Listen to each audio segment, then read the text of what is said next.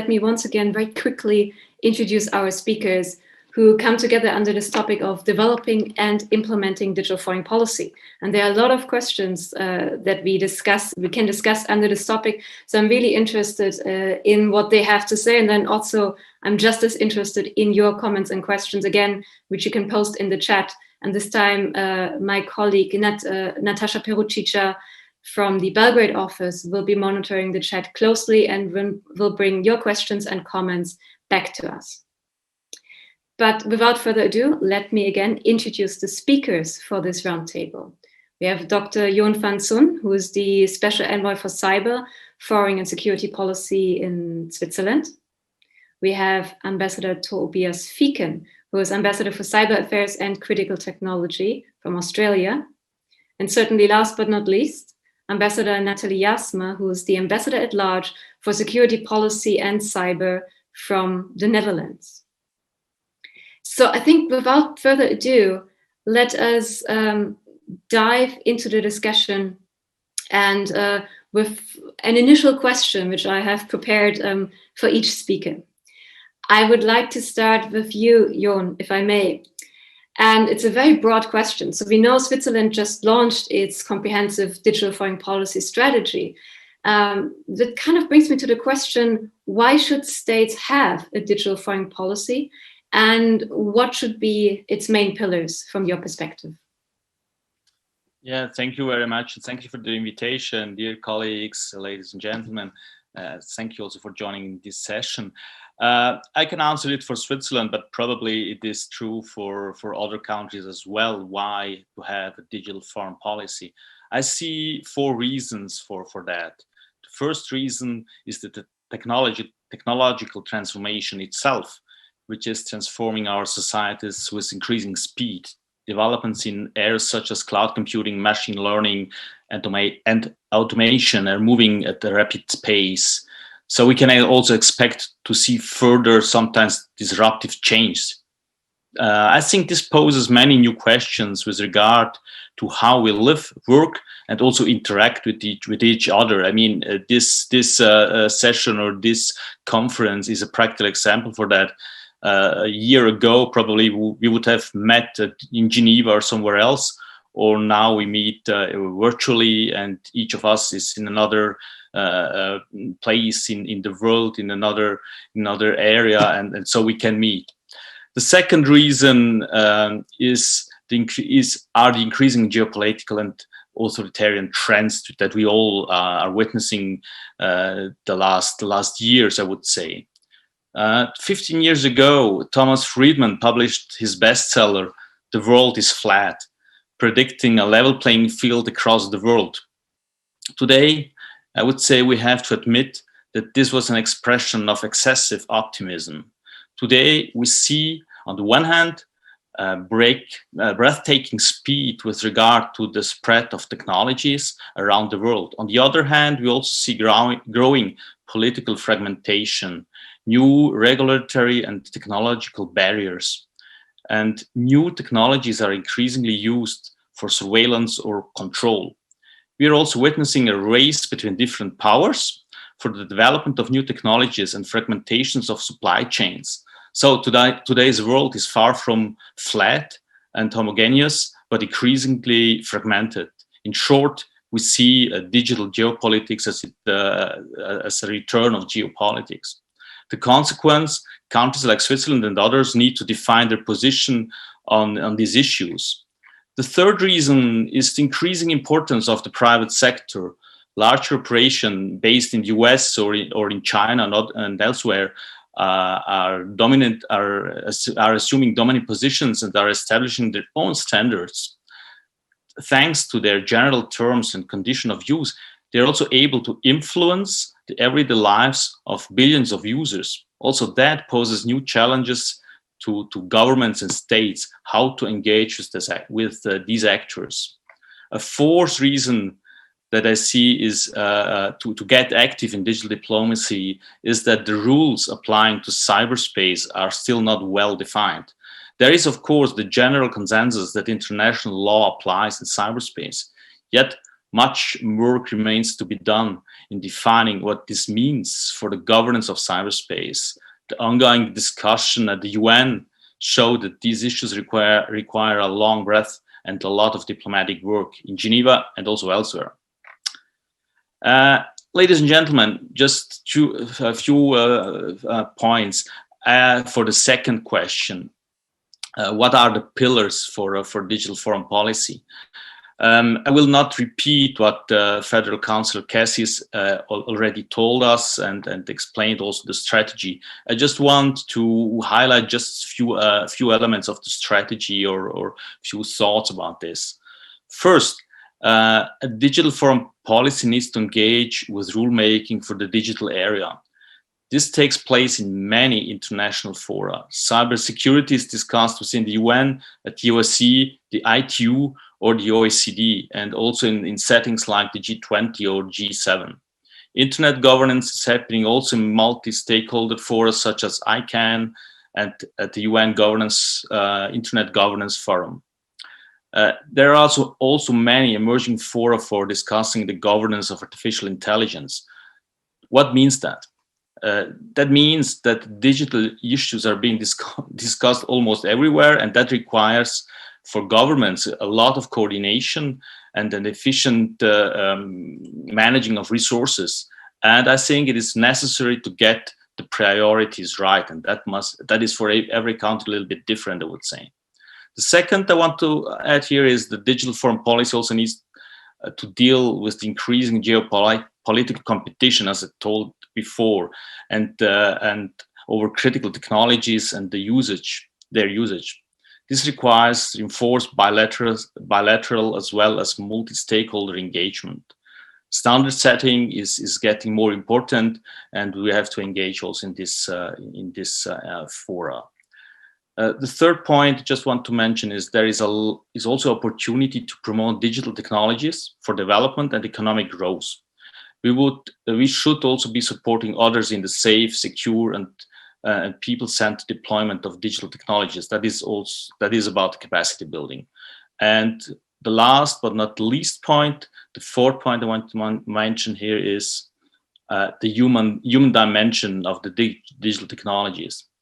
Those technologies enable data collection and surveillance at a scale that we have seen never before. Therefore, they pose also new ethical and political questions for governments. Our approach in Switzerland is to put the individual at the center of our policy. For this reason, we are developing, I would say, the concept of digital self-determination. I know I was a little bit long, but in a nutshell, this is the Swiss perspective. Why a digital foreign policy, and what are the pillars of this policy? Thank you very much. Back to you. Thank you so much. It's a good reminder. The world is not flat. The world is extremely complex. I think this is also a point which makes the work of those in the field of digital foreign policy a complex thing, which brings me to my next question, to perhaps better understand what that work looks like. So I would like to ask Ambassador Nathalie Jaarsma a little bit to explain a little bit on her work, what that looks like. Your official title is Ambassador at Large for Security Policy and Cyber. So I would like to know, and I guess we all would like to know, what is your role in supporting the Dutch digital foreign policy, and how does your work look like?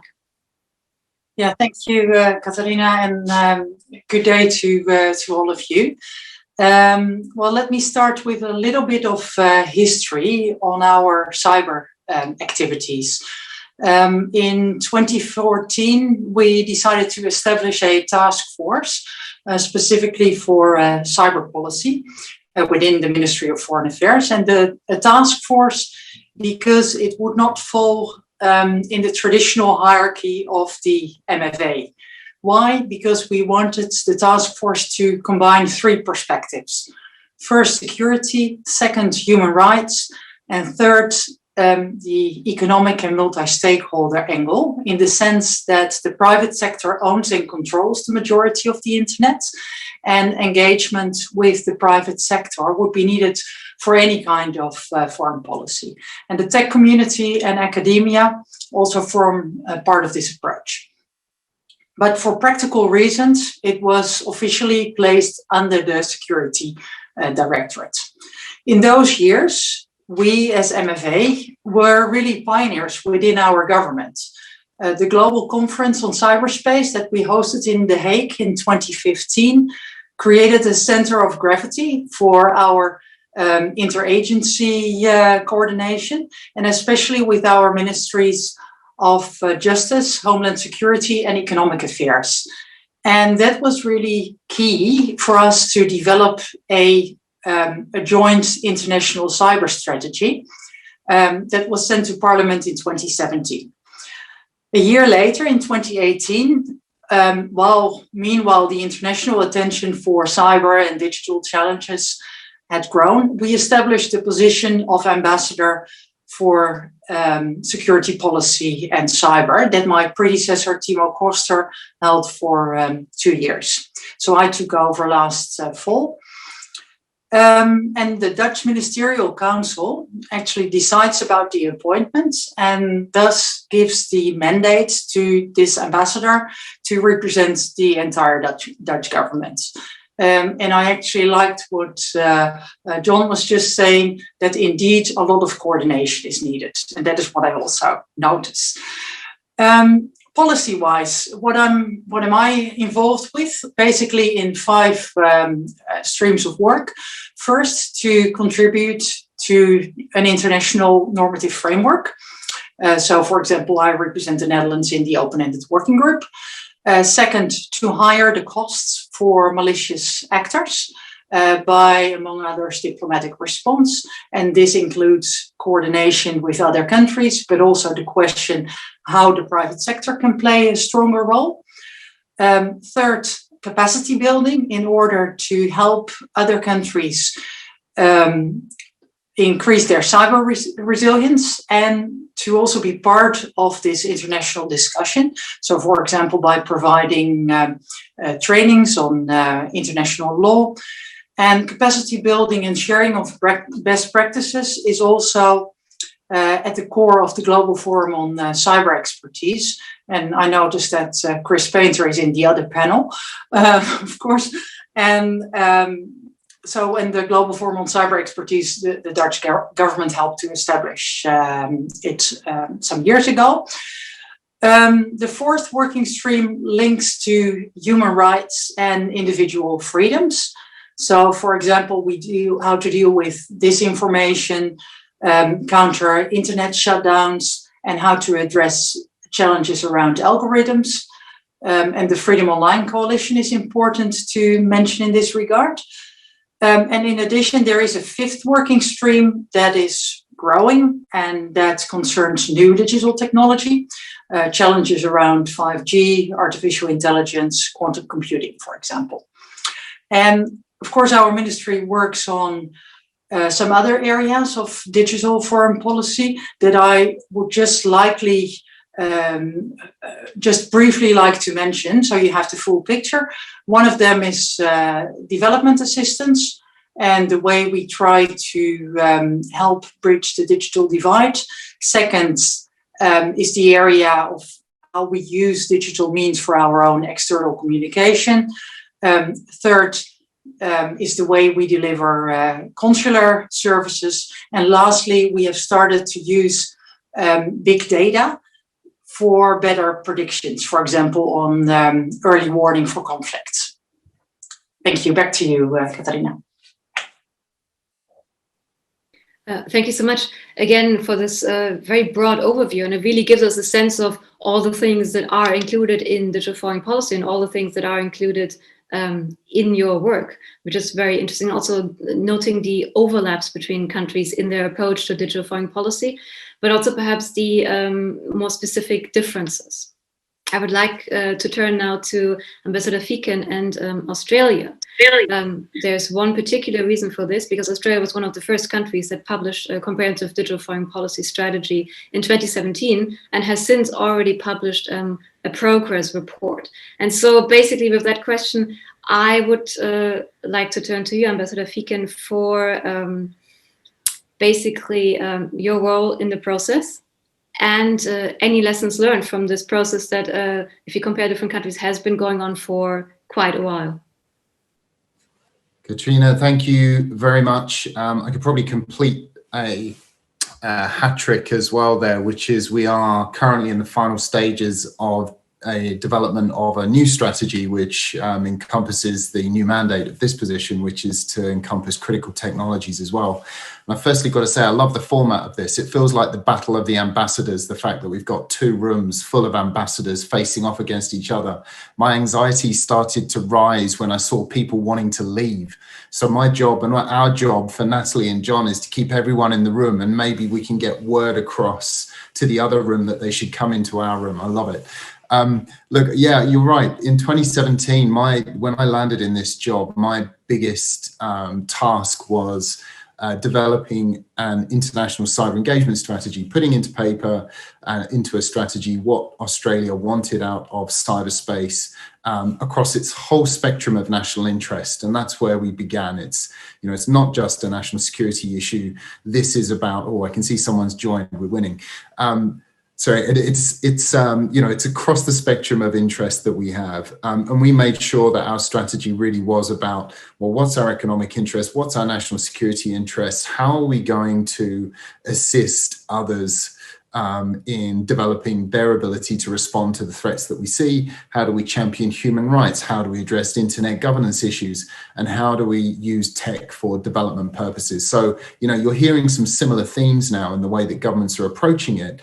And really that's been in response to this strategic prioritization of the whole tech landscape. I could wax lyrical for hours about, content of strategy and what the importance of it is. I think, needless to say, every country needs one now. It's a modern part of foreign policy, full stop.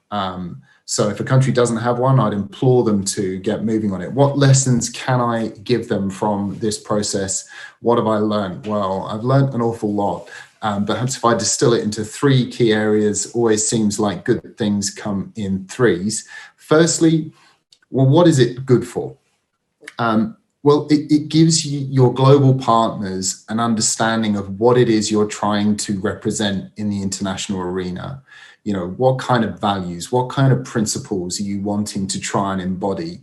And it gives countries and the private sector, NGOs, a point of entry into understanding what it is you as a country want.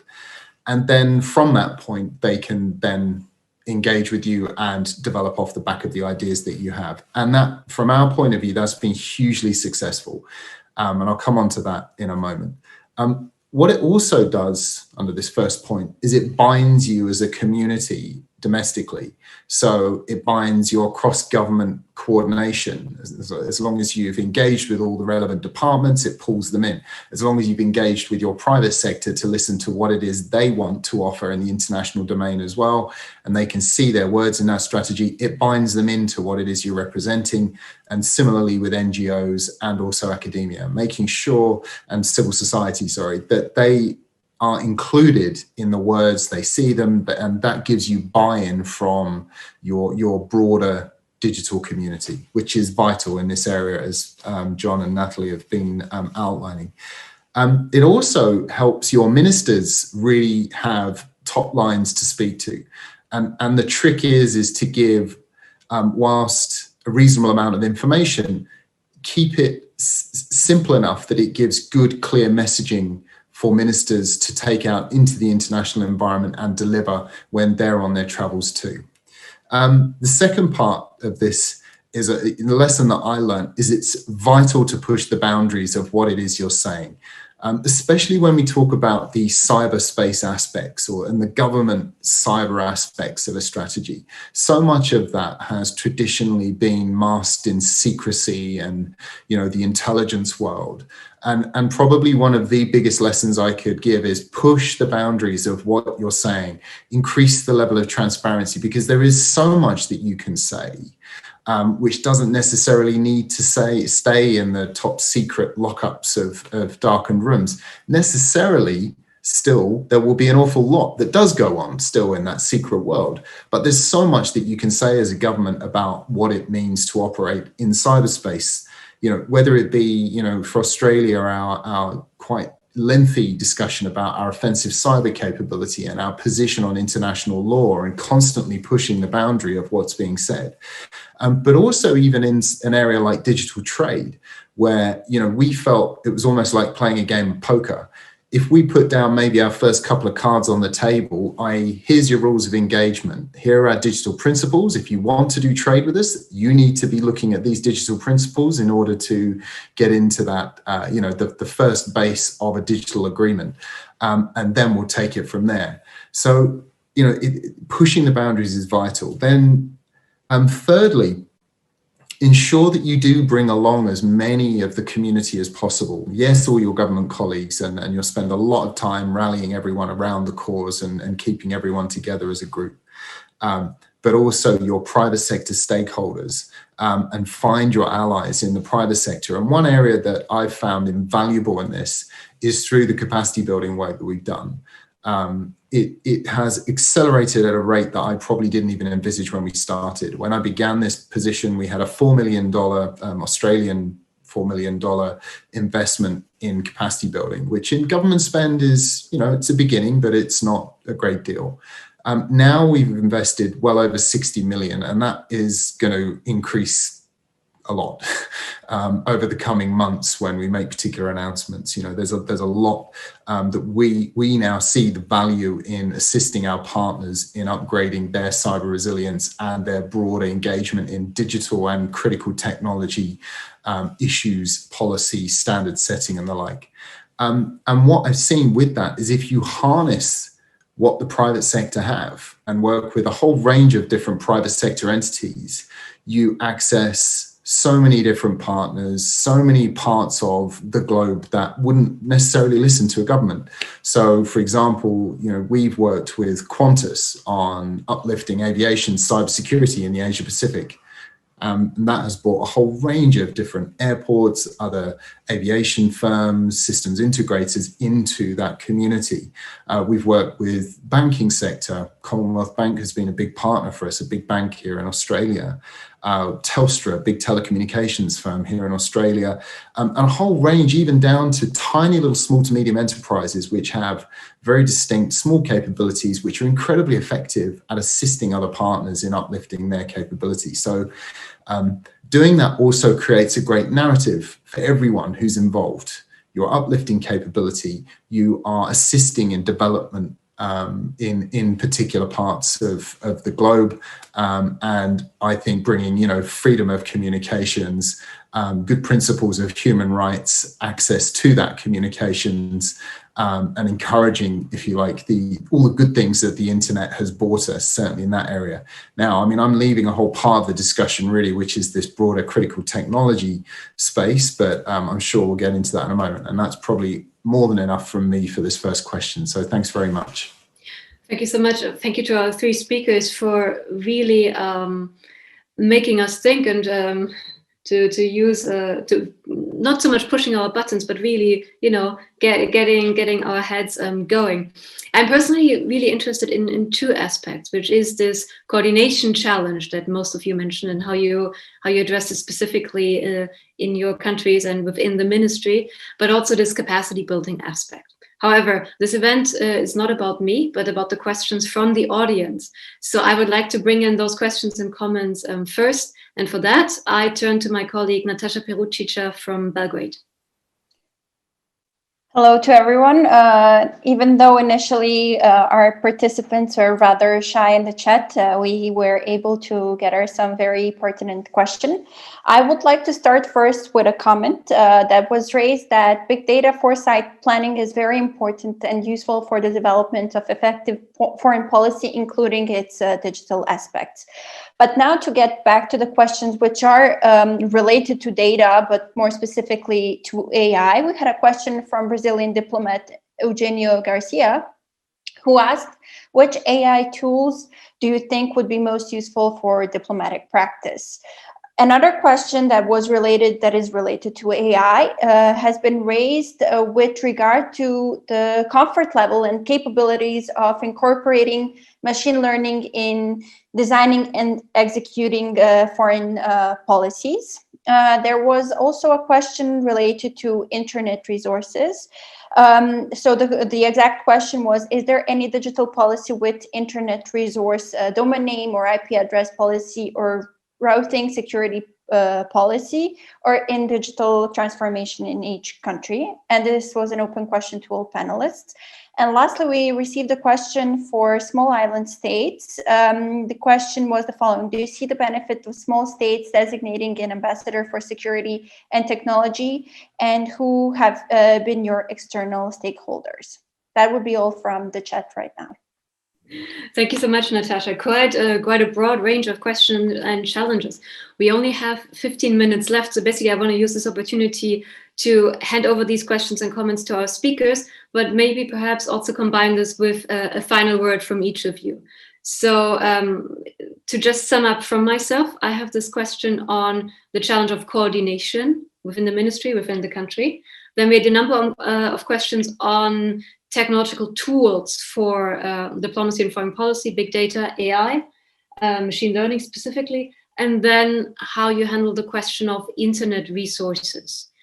So with that, and perhaps also keeping in mind with a final word from you before we all join back together and the battle of the ambassadors continues in person, over to you for a final word. Let's go in the same order. So I would like to hand over to Jon first. Yeah, thank you very much. A lot of interesting points and difficult questions also about tools in that sense. The coordination issue. I mean, Switzerland, we don't have a prime minister. I think that is a difference for us compared to the Netherlands and Australia. I think your coordination role is probably in that sense a little bit easier. You can, if you are in the Prime Minister's office, or if you have the power to set the agenda, or to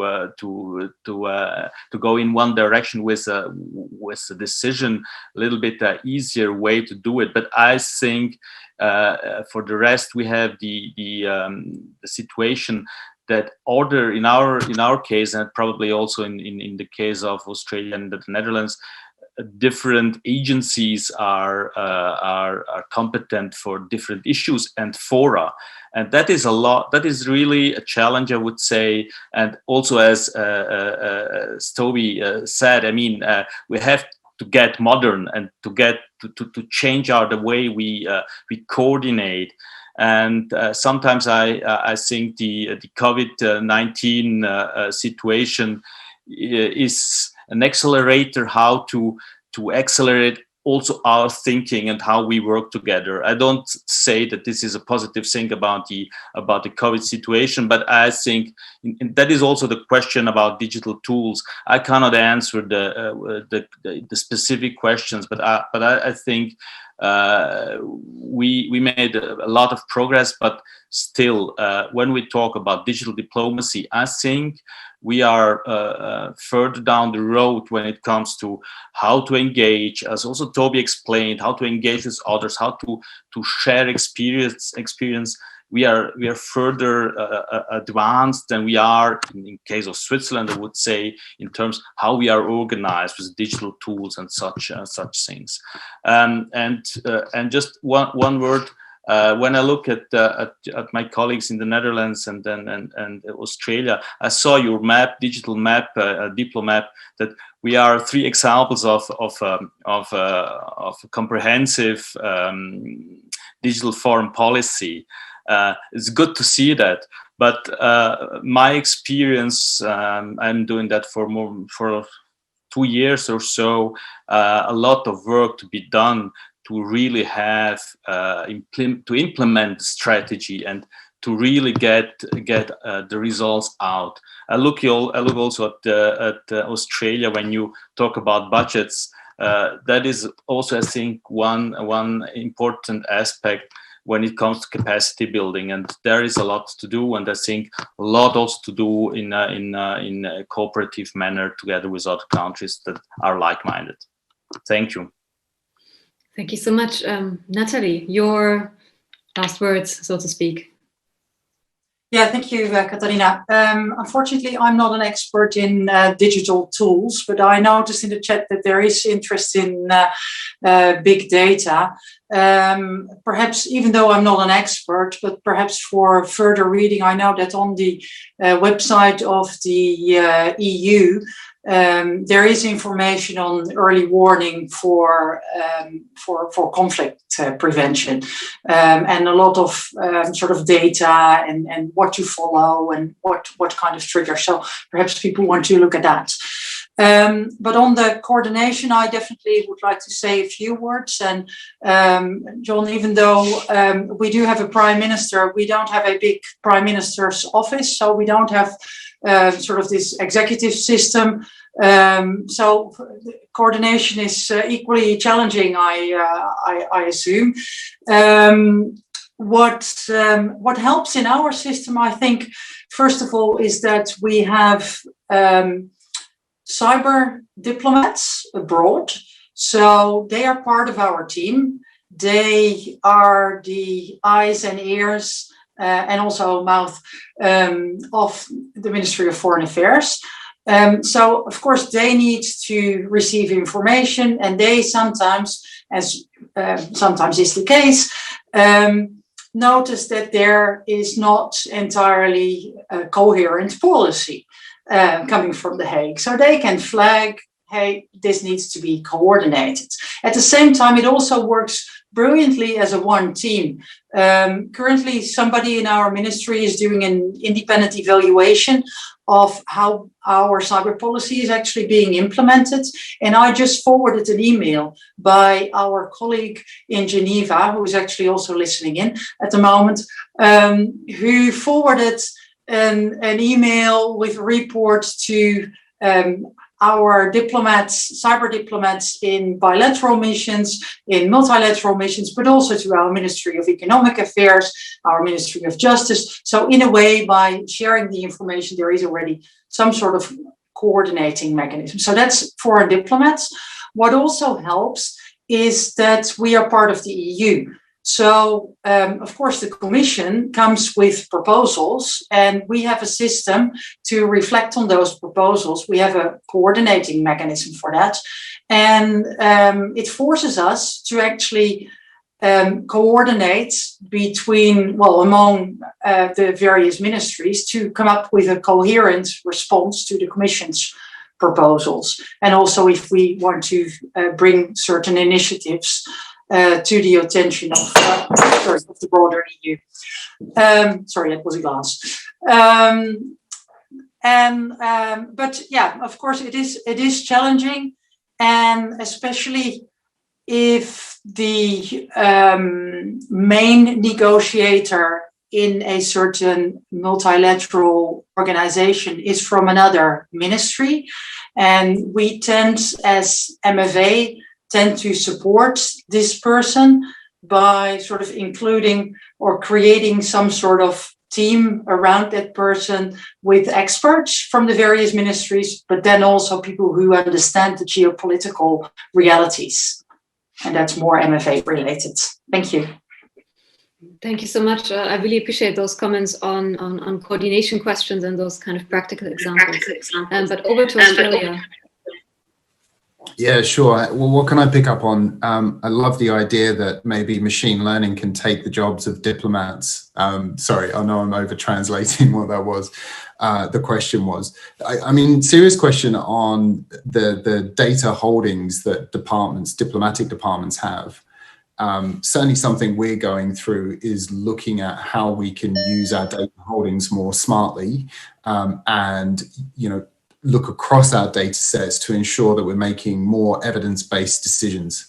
You know, there's always a time and a place for a gut instinct, but actually I'm a big believer in evidence-based policy, and the team that I work with, you know, very cognizant of that. So we try and make sure that that's in our decision-making, it's evidence-based, there's data there to back it up, and that we provide data to show how we're tracking against things that we promised to do. So you rightly said we produced an update report. Well, that's one way that we want to produce data and a bit of transparency around what it is that we have done and where we're moving towards.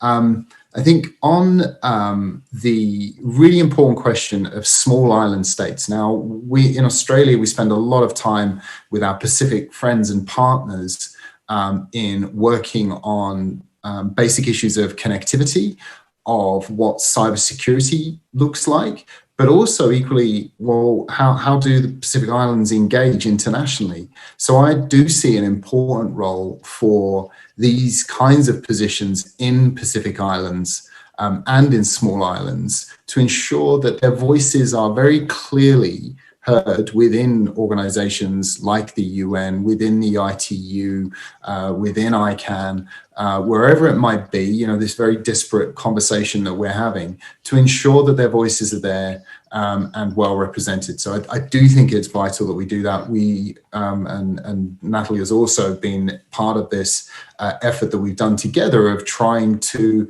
be more inclusive in the international law and norms discussion.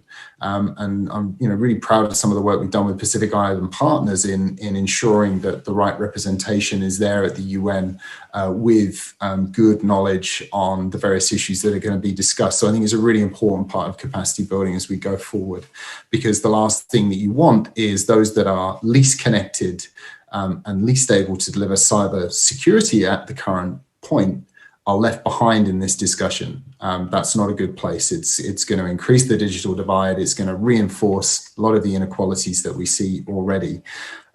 So I think it reinforces the importance of capacity building and how we do that, and how we coordinate that capacity building too, because everyone wants to be in the capacity building game, and there is a lot of duplication that's going on right now. So efforts are really important to pull that together, like the GFCE. Thank you so much. And I mean, if I look at the digital foreign policy strategies of your three countries, capacity building plays a substantial role in each of these strategies. So that's very interesting to note. In the meantime, we had two more questions. I'm not sure if we have time to actually answer them, but I would like to ask my colleague Natasha to kind of reflect on those last two questions we had: national interest, and then perhaps also the evidence-based policies. Over to you, Natasha. Thank you, Kat. So initially we received a comment from Yolanda, who noted that in the near future we might be dealing with representation issues in the domain of AI. For instance, when we have AI staff working at embassies or maybe even attending conferences. She therefore noted that we might need to tighten up the Vienna Conventions. And then there was the question that you just mentioned by Nabil Ayad, who asked how can we reconcile universal values with national interests in the digital age? Over to you. Thank you. Perhaps can I invite each of you for a comment on that last question, because I think that's a challenge that is on all of our minds, especially as you mentioned these different international fora of coordination, of negotiating about norms in cyberspace and things like that. So I think that's an interesting question I would like to hear your reflections on. And perhaps again, let's go in the same order. So Jon, any thoughts from you on this admittedly very challenging question? An easy question for me. So I would say for Switzerland, we stand for a free, open, secure cyberspace. In that sense, our national interest is corresponding to the values, but to the values that the question is referring to.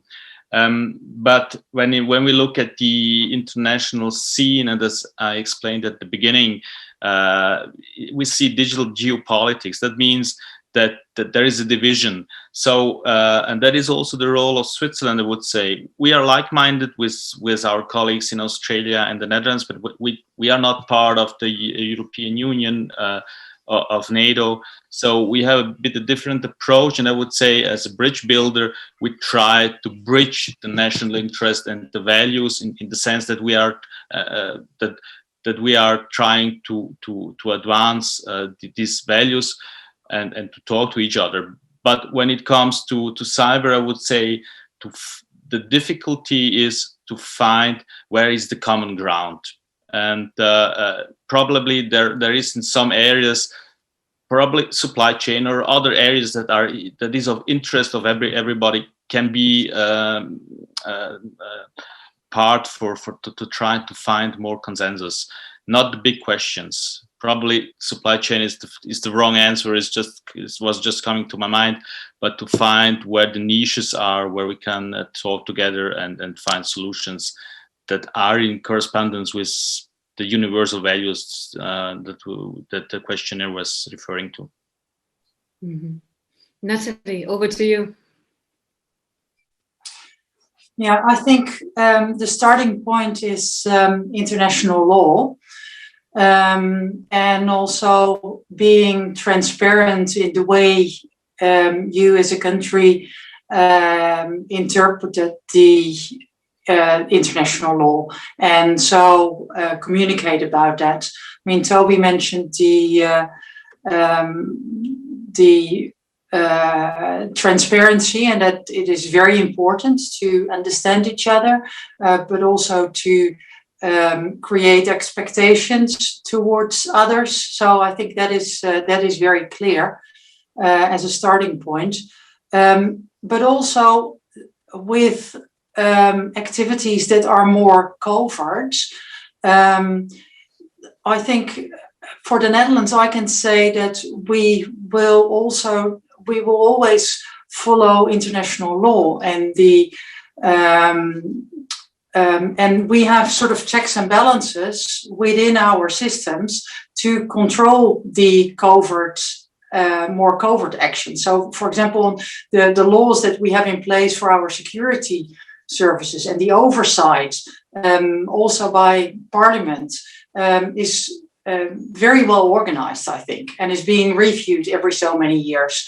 So by having checks and balances, I think one can also sort of reconcile those different interests within a nation and stay in check with universal values that we, of course, subscribe to and align ourselves with. Thank you so much. Last but not least, Tobias. Yeah, I saw the digital counter going down, so I probably only got like 5 seconds to say something. Weirdly, I think there's a similar answer you can give to the idea of representations being made by AI, some sort of AI, and actually ethical principles, universal principles, that kind of question, because it all boils down to the same thing, right? We are in a moment in time where there are these technological leaps taking place. We're a long way off from... sorry, Nathalie. No, thank you. We're a long way off from, AI taking the place of the kind of diplomatic conversations that are currently going on. But where we are right now is in a window to be able to affect how these technologies are absorbed into our societies. And that means that I think we need to be quite clear about what our values are, what our expectations are from an ethical point of view, from a human rights point of view, of how these technologies are absorbed. And that is absolutely essential. So, if we had an AI representing us, I would want to know that that had been programmed with certain values and principles that I value as, coming from a liberal democratic nation. And that's the problem we have at the moment is, well, how do we reach that point? How do we find the common ground that John was talking about so clearly?